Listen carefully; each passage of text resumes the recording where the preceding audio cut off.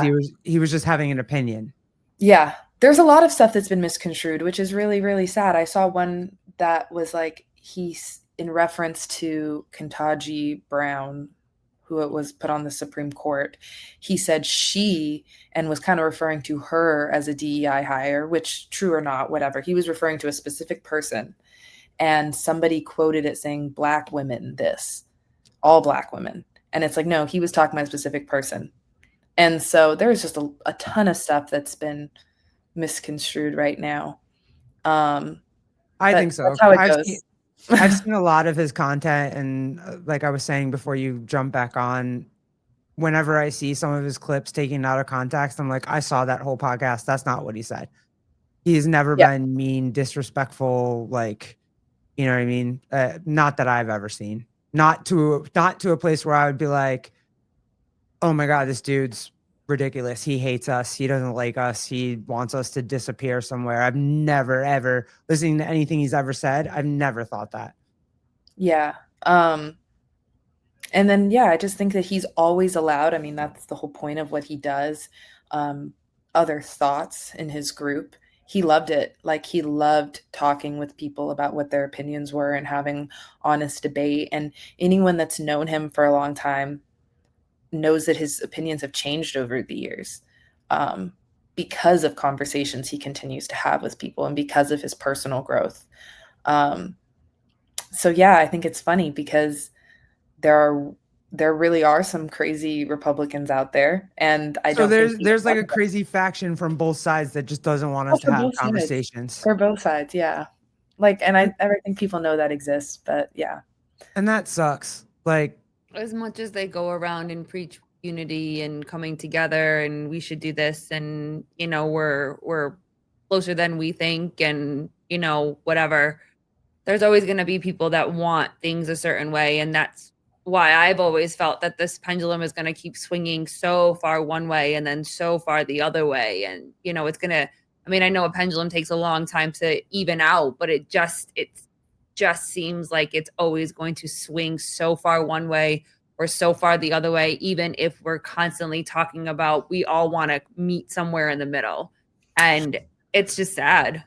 I think one story that, well, I sent it to you, was the what he signed of me, what he signed for me. yeah, I can read it, but Yeah. I'm not gonna. I promised I wouldn't pull any. No, yeah, you can pull that up because it's kind of an interesting story of why he said that to me. Um, but he was talking about how, and I don't even think I am, I think I'm harsh, but we were having a conversation during 2020 about how people were reacting to Black Lives Matter. And I had a lot of empathy for the people that were rioting. And I said, even if you think that they're misled or they have this false information, I think that if you saw a bunch of people that look like you getting shot or being told they were shot or being told that they were victims of police violence, eventually it would start to get to you. And I Yeah, said, and that's what these people are being fed. And I think the real people you should be mad at for them is the media for feeding them that. And I said, and I have a lot of empathy for these people because if I saw a bunch of people that looked exactly like me and they said they are targeting all these people that fit who you are, regardless of why it happened, suddenly I would be scared. And that's why he wrote that. And we had this whole conversation. And so he had wrote that after we were in a long argument together about BLM. And so that just shows like we were literally what seemed to be maybe from somebody else fighting or debating. And what he took away from it was like, we need you, like we need your opinion, even when it disagreed with him. and this to me, like Charlie Kirk saying, "Never lose your compassion. The moment needs it." That I just love to that. me, yeah, it just says he wanted to talk. He Mhm. wanted to understand what other people thought. He wanted to have that conversation, that dialogue, and someone felt the need to take that shit away. It sucks. Like, because we don't have a lot of those. You know what I mean? Like now, after everything has happened, and we're sitting here and we're trying to figure it out, and you got so many people on like I don't know. I'm just mad at DL Hughley because I loved him, and like he just is a constant source of like race bait, and I don't even know, and just wants black people to hate white people, and white people to pay reparations and all kinds of shit. And I see it and I'm like, dude, you've never watched one fucking thing he's ever done. Not one.